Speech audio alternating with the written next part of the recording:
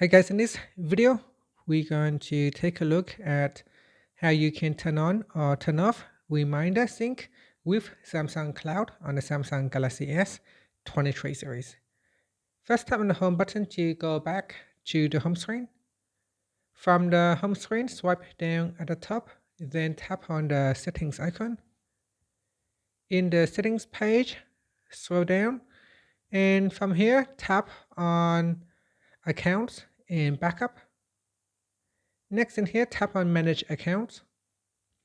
And then we scroll down and tap on Samsung account. After that, tap on sync account and go down. Then tap on reminder. Tap on the toggle button to turn off or turn on sync. Now tap on the left hand side.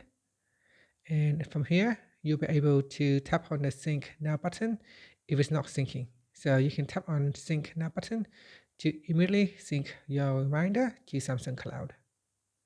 And that's it. Finally, you can tap on the home button to return back to the home screen. Thank you for watching this video. Please like and subscribe to my channel for more videos.